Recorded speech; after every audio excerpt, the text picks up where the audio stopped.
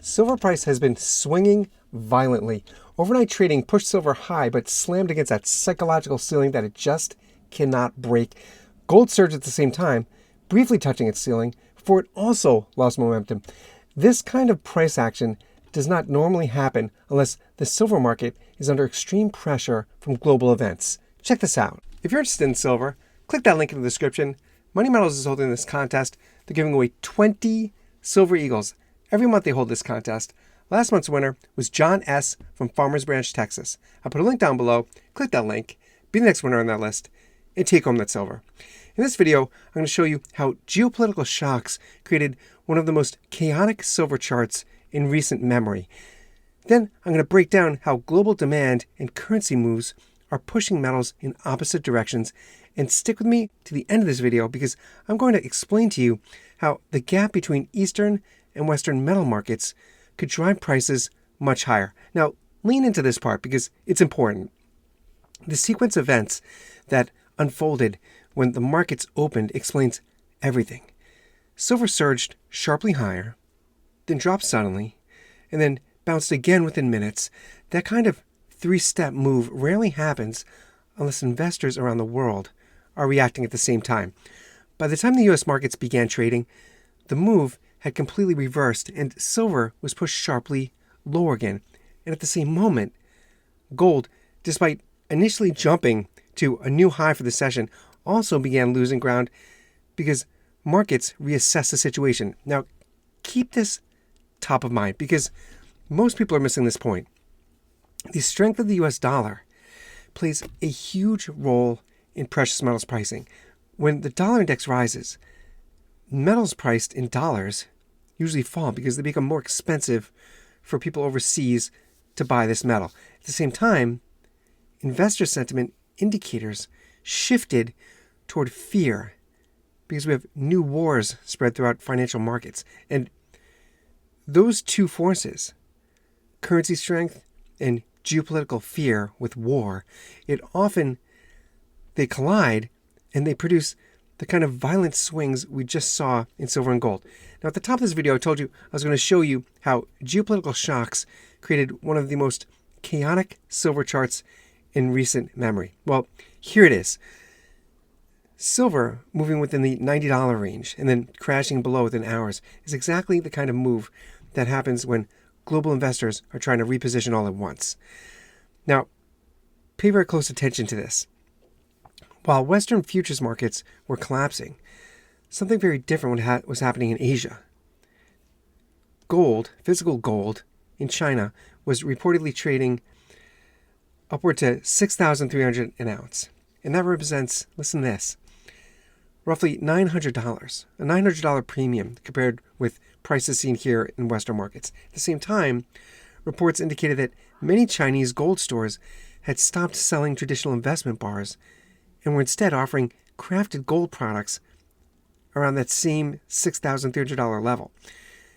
Now, when premiums reach numbers like $900, that signals intense physical demand.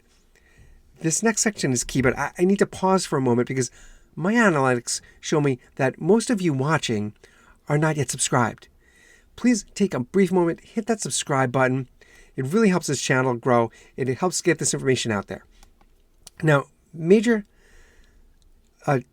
systems like what we see in China, the Chinese financial system, they hold an enormous pool of savings, about 336 trillion yuan. Trillion.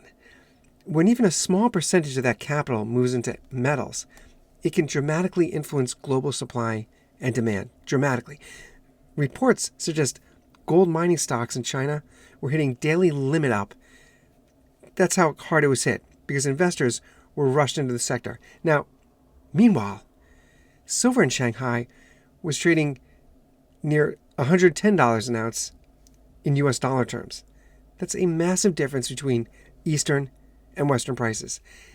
We really have to zero in on this detail because major financial institutions have begun outlining scenarios where gold could rise dramatically if investor allocations increase. One projection suggests that if private investors increase their gold allocation from 3% to 4.5%. The price of gold, just from that, the price of gold could climb toward $8,000 an ounce. We've heard this. We've heard other investment strategies go even further. Morgan Stanley has discussed allocations around 20%. Ray Dalio has recommended between 5 and 15. Bank of America suggests allocations as high as 30%. That could be reasonable for diversification. 30%. For you and I as silver stackers, that's not a shock. That makes perfect sense to us. Now, don't miss this because analysts are projecting much higher potential silver prices, way higher. One forecast suggests silver could reach anywhere between 39 on the low end, which is just way too low, up to 135 an ounce before the end of 2026. I think that's very conservative. Those projections reflect the growing pressure on global silver demand. And even industry data is showing the silver market has been operating in a supply deficit for this is the 6th year consecutive that we have not enough silver to meet demand. So when demand for electronics and solar and AI, when it hits that wall for this deficit, that places enormous strain on available metal, and that moves this price up higher and higher. As the days have progressed, the price of silver in relation to gold has changed so dramatically that it's pushed the gold to silver ratio above 60. Just recently, back when we were hitting the all-time high for silver, we were getting down to 49 to 1, 48 to 1. And now we're back to 60. So it's very telling as to where the price of this metal could be going. History shows us that silver often collapses first during major economic shocks. It collapses and then it rebounds extremely quickly and with strength. Look what happened during COVID. Silver fell from $18 an ounce to 12. Can you believe we're at $12 an ounce? Even saying that is just difficult to say. And then within months, it surged to nearly $30 an ounce. So that kind of move just shows us how violently silver can reverse direction once investor demand really starts to return for this metal. The current situation looks remarkably similar to those earlier episodes. That's the kind of volatility we're experiencing. Silver may continue falling if stock prices for the stock market crash or if investors rush into the US dollar, but historically, these sudden declines often create the exact buying opportunities that long-term stackers look for. Because when we have silver moving sideways in price, that is typically the dip, and many people don't even realize it. The dip before a real bullish momentum sends this price higher and higher. Well, get your own silver. Click that link in the description. Thank you, Money Miles Exchange for sponsoring this challenge. It's a great contest.